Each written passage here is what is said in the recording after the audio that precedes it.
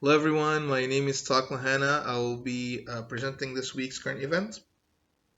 My presentation is linked to week six material when we talked about international trading, importing, exporting, and GDP. The first article I'm going to talk about is by the title U.S. Economy Breaks Record with Post Recession Expansion by James Leggett. James have talked about so many points, but my main point that I want to talk about is the GDP.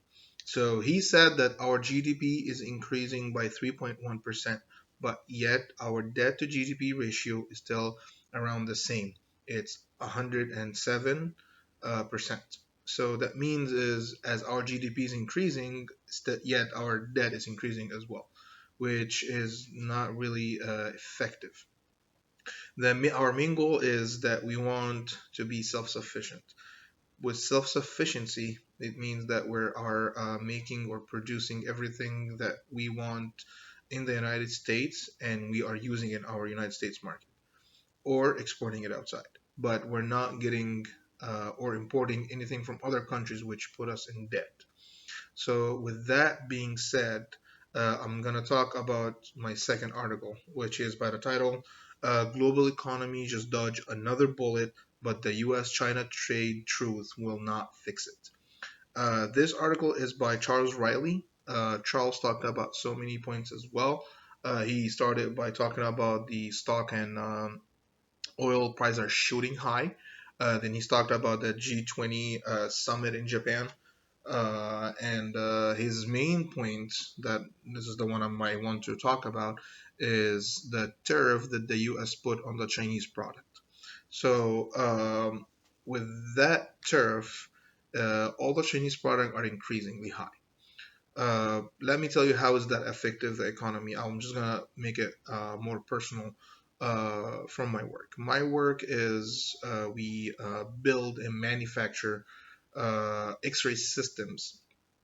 My company called, or the company I work for, called US Metamate. Our main slogan is that we do everything in the US. We are one of the very, very, very few companies in the US that manufacture X-rays, and we are so proud of it. We um, offer the option of customizing, and we do standard as well. Whatever the customer need, we're trying to fill in those gaps, and where we come. Most of our vet clinics, they have very, very, very small X-ray room, so that's where they need our systems. And we can even shrink it and make it smaller based on their needs. And we upgrade functions, we take functions out. We pretty much were very, very, very easygoing when it comes to customizing. So this is what makes our company very special. Moreover, we offer everything. We tell them that we are in the U.S. So literally, we're our neighbors. And when we tell them that whatever you need, we are there within 24 hours. So this is what makes our company special.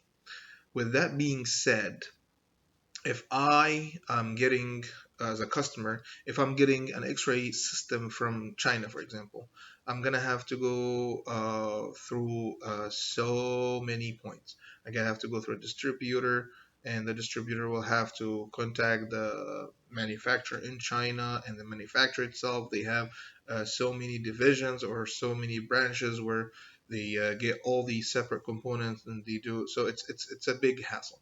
In our company, we offer just it's one phone number pretty much. We do the manufacture in-house. We are taking pride because it's made in the U.S. So the quality is our number one priority, and we take pride in everything we do. With that being said, there are some components that we do not manufacture. For example, motors, gearboxes, ball bearings for our automated systems. Uh, those we get it from distributor in the U.S., but yet they are not manufactured in the U.S.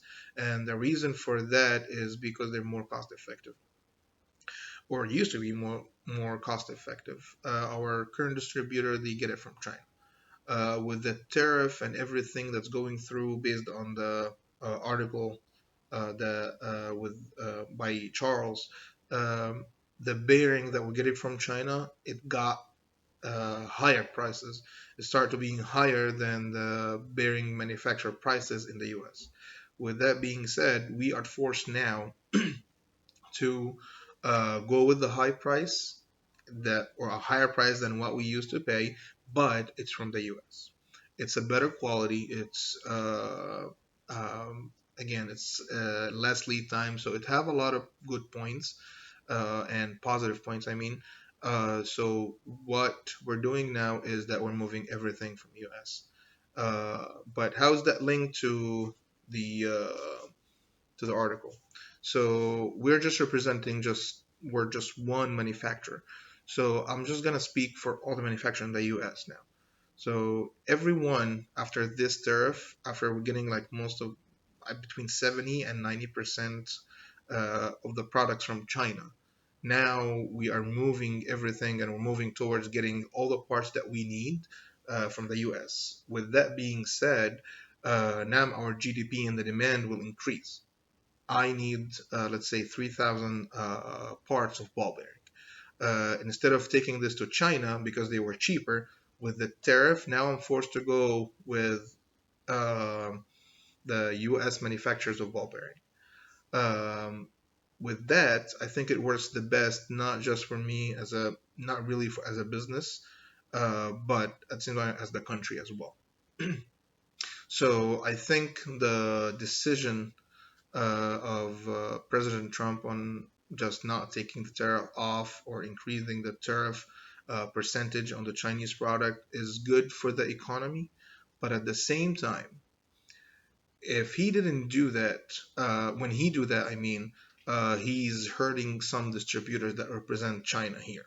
So, for example, my main supplier right now, or the distributor for the ball bearing, the motor, and the gearboxes, now they're gonna be hurt. They're gonna lose my business. I'm not gonna go from them, which gonna eventually gonna hurt them financially.